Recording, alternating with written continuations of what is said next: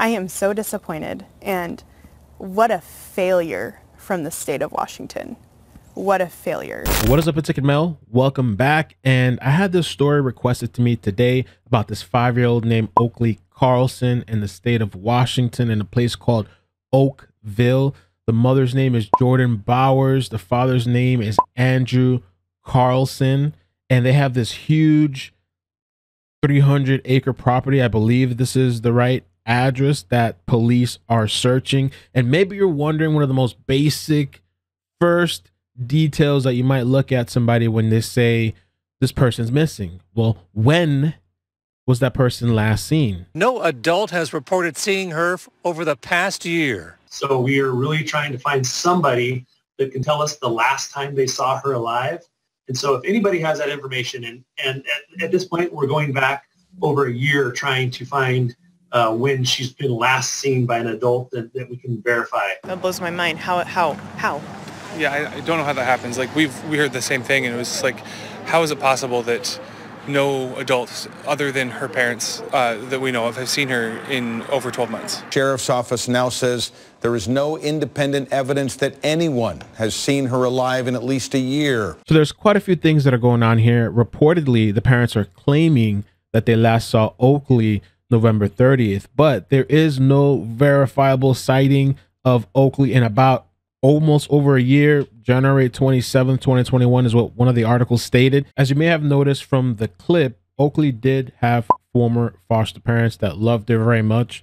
They got her at around 7 months, and they had her for about, I think, 2 years and some change, and they had to give the child back to the biological parents, court order, I guess, like a reunification type of thing, even though they were concerned.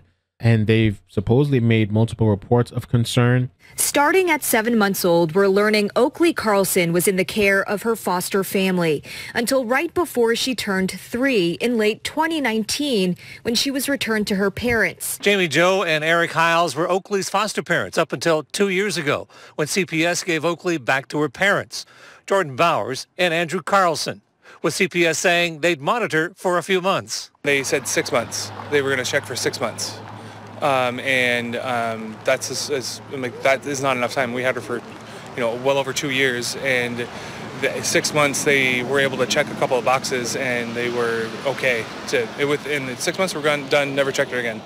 And Oakley was returned back to the parents. CPS people said they were going to do a check for like 6 months, up to 6 months. I don't know what they did or what they followed up. And these parents also have a history. The woman, Jordan, like a substance history. This guy used to be a police officer, the father. I knew the father from high school, and the person he is now is not who he was at all in high school. Andrew Carlson is a former Aberdeen police officer. This is him in 2012 and now today. The Hiles, they are in shock over the fallout. Andrew was decommissioned in 2017 as a police officer for making false and misleading statements. The other thing that we're finding out as well is that the biological mother and father, Andrew and Jordan, they have 3 other kids. So Oakley has 3 other siblings.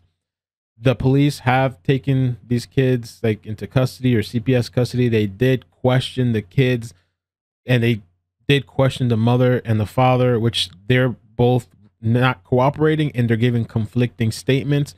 The kids aren't really able to give a timeline of events, but according to this one news article, they state that the kids are concerned for their sibling, and they believe that something bad did happen. The social worker, the judge, I think that they need to know that this is really disappointing, and it's not just going to be hid underneath other things. It's really important that people know they messed up and they need to be held accountable. Another thing that we need to talk about, and there's a few more, is medication and the charges, because there's a couple of articles saying that they were charged with manslaughter, but I don't think that's the case now. It's an abandonment charge, and there's a reason that they've done this abandonment charge. And this is straight from Gray Harbor Sheriff's Office. They say detectives investigating the disappearance of 5-year-old Oakley Carlson discovered information that the parents, Andrew and Jordan, have not been providing medication prescribed to their other daughter, who is 6 years old, as required by her doctor. The medicine has been withheld for approximately 15 months. The medication is necessary for her physical well-being and puts her at risk for physical impairment and could eventually result in death. The information was provided by the Grays Harbor County Prosecutor's Office. The prosecutor charged Carlson and Bowers into Grays Harbor District Court with a charge of abandonment of a dependent person in the second degree. This is the only charge the suspects are being held on at this point. Bail was set for $150,000. Investigators believe the disappearance is criminal in nature and will continue to search for Oakley. The parents have given no indication that Oakley is in the care of an adult and cannot account for her whereabouts or condition. Investigators believe Oakley would be unable to survive on her own for this length of time. If you have any information, contact these following numbers down below or the email. Bowers and Carlson now face charges of abandonment of a dependent person in the second degree, which is a Class C felony. And the reason for that is they are accused of withholding medicine from that other 6-year-old daughter for up to 15 months. As far as the manslaughter charges, so the prosecutor originally held him on manslaughter, but instead charged the parents with abandonment of the other daughter. The sheriff's office says that they will be given time to continue to build the case, which that's what I figured. They always, usually from what I see, they don't go with everything like as the highest charges they can get. They just need time. They just need something to hold them on in.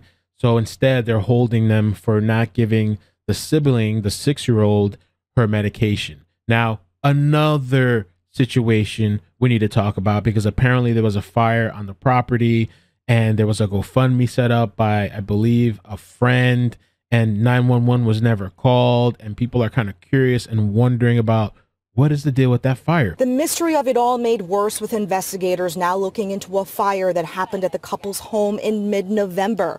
A GoFundMe account was set up by a friend of the couple showing the damage to the home, claiming the parents did not call 911 because they couldn't find their phones. It is unusual that a fire department wouldn't be called, I would say. But Jamie Jo did call the Department of Children, Youth and Families right before Thanksgiving when she saw that GoFundMe account, worried about Oakley. If nobody's seen her, like, what could have happened to her? Was it the fire? Was it something else? These foster parents not only called last month to report concern about the fire and what's going on with Oakley, but they also reached out, I believe, in the beginning of 2021 after they heard some news. It's unclear exactly what news it was, but they called, and I guess it seems like nothing happened. Also, there's multiple reports that there have been numerous calls to 911 because of the mother and father fighting, Jordan and Andrew, a bunch of domestic issues, like crazy outbursts, so much so that the neighbors said that they would hear these outbursts and screaming. I'm pretty sure this is the property right here, 300 acres. And maybe you're wondering, well, what about the neighbors? I found some news clips as well, and I'm going to play it in slow motion so you can see a little bit of the on the ground visual. But I believe that there's 2 properties on this 300 acre thing. And so when they talk about neighbors, there's a place right here. It's kind of hard to see. There's like a building or second floor thing right here. And then there's this blue top structure here where you can see the police parked out as well. And you can see the little tractor. So I wanted to show you a little bit of this overtop view from ABC4 where you see the tractor kind of in the back. And you see this, I don't know if this is a barn or, you know, what kind of structure that is there. And police parked out there. And then also in this second clip, which is a better, higher quality view, you can see what I was talking about on Google Maps. Like it looks like a 2-floor structure. And when I look online as well, when I look up the address, it shows another possible resident. And so that may be the neighbor that's been calling 911. And who knows, maybe they know a lot about what's been going on over there, all the fights and screaming. And, you know, maybe when was the last time that they saw Oakley? And maybe that's the person that last saw her a year ago. Who knows? Oakley's parents hadn't reported her missing. They never called 911 for Oakley.